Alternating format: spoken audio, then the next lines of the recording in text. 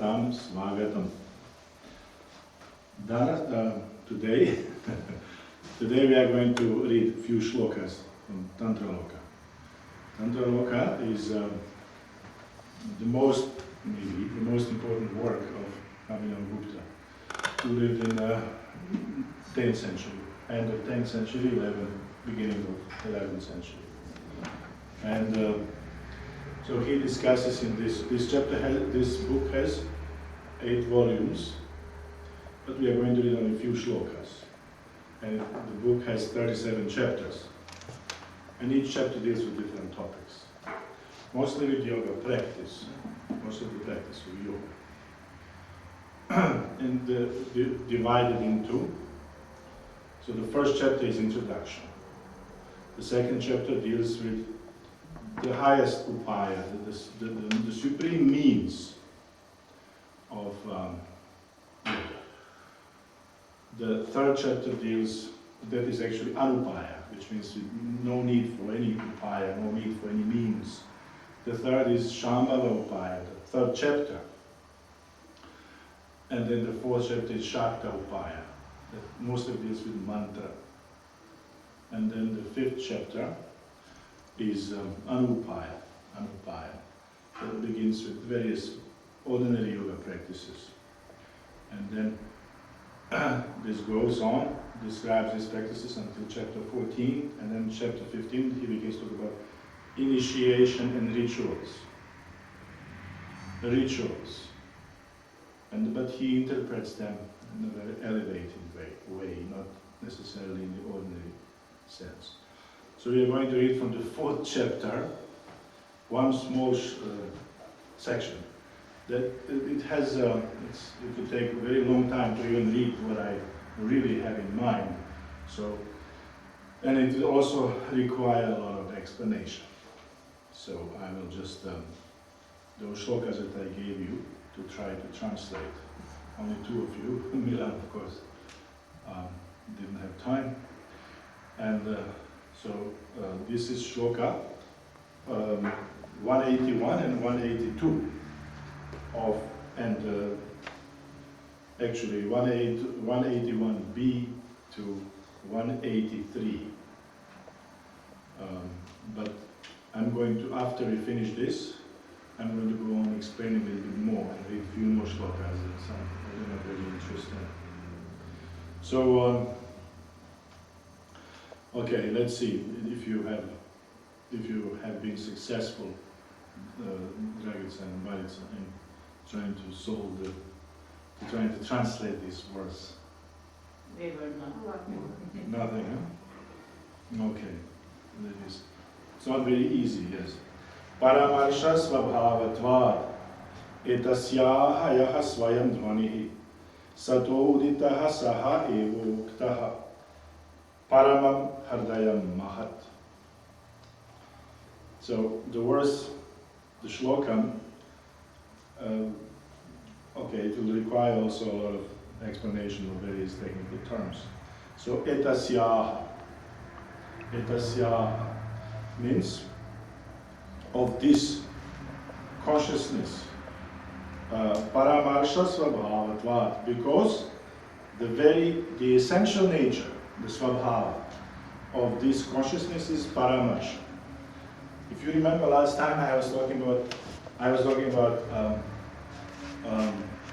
prakasha and vimarsha. Remember that? Prakasha and vimarsha. Prakasha was the light of consciousness, that transparent light on the screen of which all these events, all these perceptions, all these things that we experience occurs. And this paramarsha is the reflective awareness of that. So the nature of vimarsha, paramarsha, vimarsha, amarsha, abhimarsha, prati avamarsha. Many different meanings, but very similar very different words, but very similar meanings. So sometimes used, it's very complicated. So, but here this paramarsha means vimarsha. So the very essential nature of this light of the consciousness is its paramarsha, its reflective awareness. Now, what does it mean, that reflective awareness? It means that it is always, I said it is always engaged in perception, right? The consciousness is always engaged in perception. It either goes outside in desiring to experience an object. It reflects the nature of that object. It goes outside. And sometimes it turns back onto itself, right? And reflects its own nature. Okay? Then people become more inward orientated, become more contemplative, begin to think, try to understand. So the consciousness begins to reflect its own self. Now what it says here, now because of this, because that it possesses this quality of reflective awareness, this consciousness, Yaha Swayam Dvanihi. Now this Dvanihi, which is Swayam, which is one's own, that Dvanihi means the sound. Dvanihi means sound, which is one's own, and which is Sado Uditaha. It is permanently arisen. Means, okay, it will be explained there. Saha evo uktaha paramam hardayam mahat. And it is called, this sound is called in the Shastras, in the scriptures, paramam, the supreme. The hardayam mahat, the great heart. Now the great heart means the heart of consciousness. And what is heart? The heart is the center, the very center of consciousness. Now, just a little bit here. Yaha khalu paravagupaha. Now he said that Dvanihi, the commentator explains to be Yaha khalu paravagupaha. It is of the nature of paravag, the supreme speech. There are 4 levels of speech, briefly. This is the gross level of speech that we speak. There is madhyama, which is this mental speech.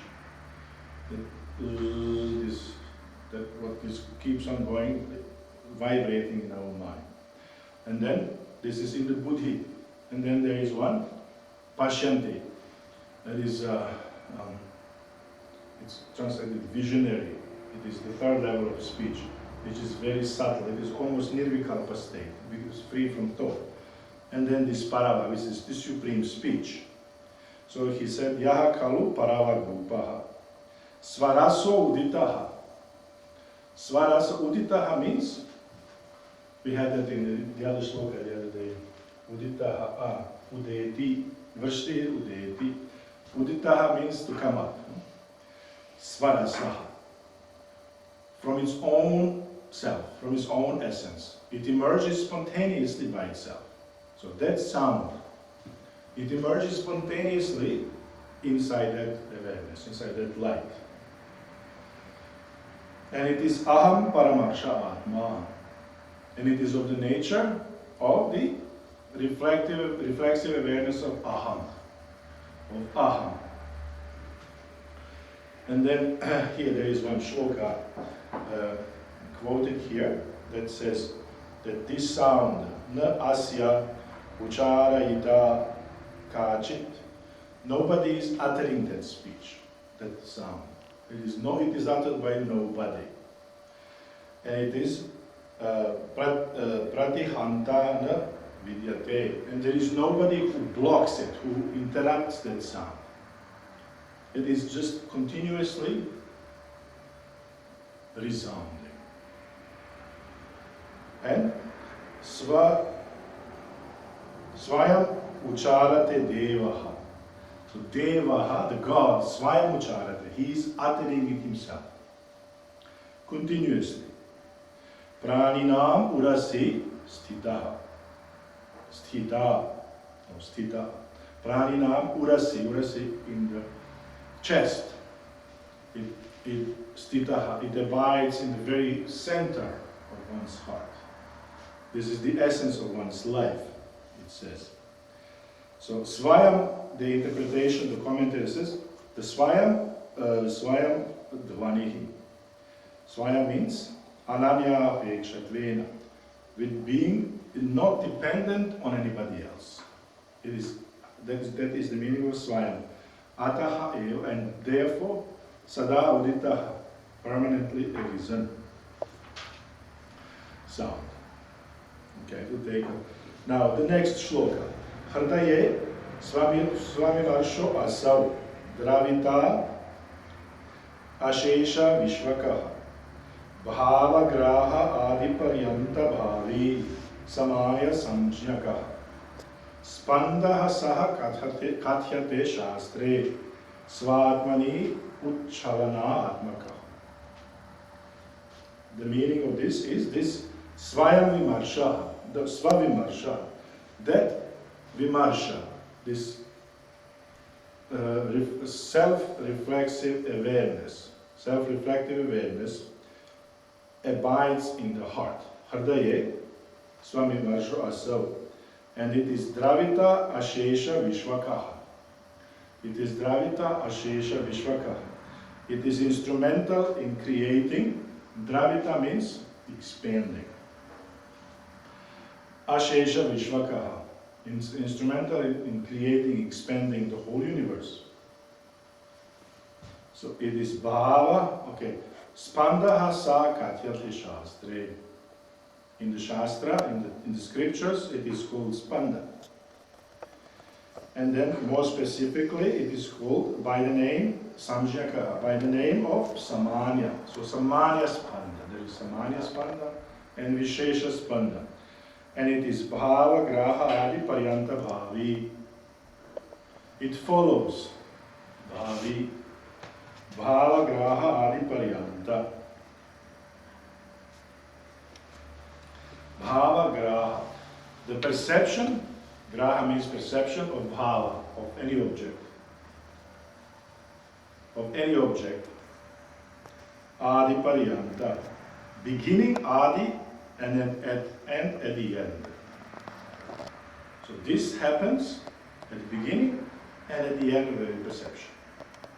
Now this all requires a little bit more explanation, so I'm going to try to explain. So there are a few things that have to be explained. Now what is this aham? Aham requires a little bit more explanation. Then this first and last moment of perception, Vimarsha and Pratyavamarsha and all of this, I try to explain, but also we will try to explain again. Now, aham Pratyavamarsha, or aham. Now, what is this aham? Aham means, what is the meaning of aham in Sanskrit? Me. I.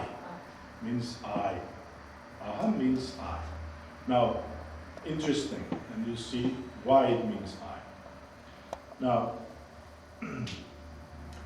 in this aham, this is all the powers, all the energies of consciousness are contained.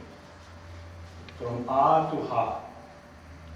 From A to Ha means all the letters of Sanskrit alphabet. Now, these energies are letters. A, I, I, U, R, R. These are the energies. Now, on this level, on the level of Maya, these energies have no power. Very little power. But on that supreme state, they are not letters of these gross letters, but energies of Shiva. They are energies of Shiva. That's why when we pronounce mantra on this gross level, if you pronounce mantra, very little effect, if any. You can utter mantra 1 billion times, nothing will happen. So, why? Because